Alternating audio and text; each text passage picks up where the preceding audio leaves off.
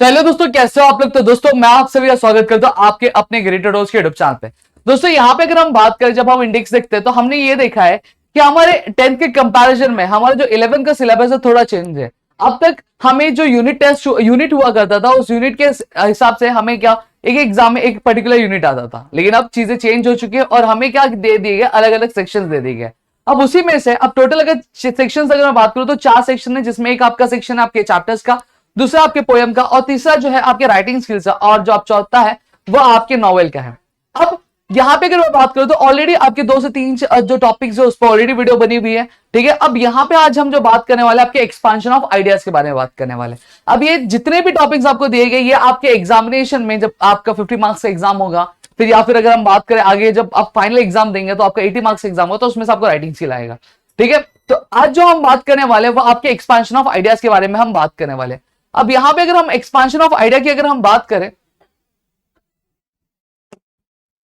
अगर हम expansion of ideas की अगर बात करें तो हम एक्सपांशन ऑफ आइडियाज में एक्चुअली दिया कैसे रहेगा। अगर मैं यहां पे बात करूं तो जैसा आपने 10th में, अगर हम 10th स्टैंडर्ड की अगर चीजों के बारे में बात करें तो 10th स्टैंडर्ड में हमें क्या दिया जाता था, एक स्टेटमेंट दे दिया जाता था या फिर एक प्रोवर्ब दे दिया जाता था, और प्रोवर्ब के हिसाब से हमें सारी चीजों को क्या करना पड़ता था, लिखना पड़ता था। अब जैसे फॉर एग्जाम्पल अब यहां पे अगर मैं बात करूं तो अगर अब मुझे एक्सपेंशन ऑफ आइडियाज लिखना है तो मुझे क्या क्या चीजों का ध्यान रखना पड़ेगा। सबसे पहली चीज अगर मैं बात करूं तो आपको क्या दिया रहेगा, क्वेश्चन में आपको क्या दिया रहेगा, आपको एक प्रोवर्ब दे दिया जाएगा या फिर एक स्टेटमेंट जो है, एक स्टेटमेंट आपको क्या स्टेट कर दिया जाएगा, ठीक है। जैसे अगर मैं बात करूं, हमने कई सारे स्टेटमेंट देखे, जैसे ओल्ड इज गोल्ड, ठीक है। तो दूसरी अगर मैं बात करूं तो क्या है, precaution is better than cure, ये प्रोवर्ब हो गया। फिर उसके बाद अगर मैं बात करूं तो self help is the best help. तो इस तरह के हमें क्या प्रोवर्ब्स क्या देखना है, ऐसे बहुत सारे प्रोवर्ब्स है जो हमें एक्सपेंशन ऑफ आइडियाज में देखने मिलते हैं। अब यहां पे अगर हम बात करें तो हमें एक्सपेंशन ऑफ आइडियाज लिखते टाइम हमें किन सारी चीजों का ध्यान रखना है, किस तरह से लिखना चाहिए, कितने पैराग्राफ्स हमारे होने चाहिए, एक्चुअली पैराग्राफ होना चाहिए कि एक सिंगल पैराग्राफ होना चाहिए, ये सारी चीजों के बारे में हम क्या आज यहां पे बात करने वाले हैं। सबसे पहली चीज, जब आप क्या कर रहे हो, आप प्रोवर्ब लिख रहे हो, तो अगर जैसे फॉर एग्जांपल हम यहां पे ले लेते हैं, आपको दिया गया है ओल्ड इज गोल्ड, आपको दिया गया, ठीक है। अब यहां पे आप क्या करोगे, सबसे पहली चीज ये जो टाइटल दिया गया आपको, यानी ये जो प्रोवर्ब दिया गया आप उसको एक्सप्लेन कर दो, ठीक है। एक्चुअली फर्स्ट पैराग्राफ में आपका ये आना चाहिए कि एक्चुअली ये जो आपका प्रोवर्ब दिया गया इसका मतलब क्या होता है, इसके आपके हिसाब से इस चीज का मतलब क्या होता है, इसे क्या आपको 3 से 4 लाइन में क्या आपको एक्सप्लेन कर देना है। समझ में आ गया। फिर दूसरी चीज अगर मैं बात करूं, अब आपने एक्सप्लेन कर दिया तो अब ओल्ड इज गोल्ड, अब हम जानते हैं कि ये जो चीजें, ठीक है, ये चीजें हमारी डेली लाइफ में भी क्या यूज की जाती है। अब अगर आपको इस प्रोवर्ब से रिलेटेड अगर आपके लाइफ में कोई भी इंसिडेंट हुआ रहेगा, ठीक है, आप क्या कर सकते हो, आप उसे एक्सप्लेन कर सकते हो या फिर उसके बारे में बता सकते हो।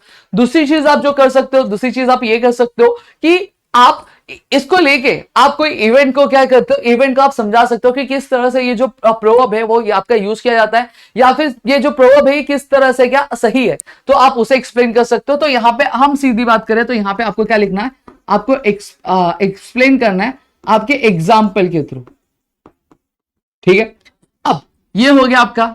अब तीसरी चीज हमारी क्या आएगी, तीसरी चीज दोस्तों हमारी ये आएगी कि अब हमने ये कर दिया, अब तीसरी चीज, अभी जो प्रोवर्ब है ये आपको क्या लगता है कि ये सही है कि गलत है, तो ये आपको क्या करना रहता है, ये आपको क्या मेंशन करना रहता है, ठीक है। ये आपको सही है कि गलत है, ये आपको मेंशन करना, आपको क्या लगता है। एक्चुअली बेसिकली यहां पे अगर मैं बात करूं तो ये आपका ओपिनियन होता है कि आपके ओपिनियन के हिसाब से ये ओल्ड इज गोल्ड क्या है, सही है कि टाइम के हिसाब से जैसे बाकी सारी चीजों में बदलाव होता है, ये जो आपका प्रोवर्ब है इसमें भी चेंजेस हो चुके हैं। ये पहले सही होता था लेकिन अब चीजें बदल चुकी है, तो इस पर आपको देखना है।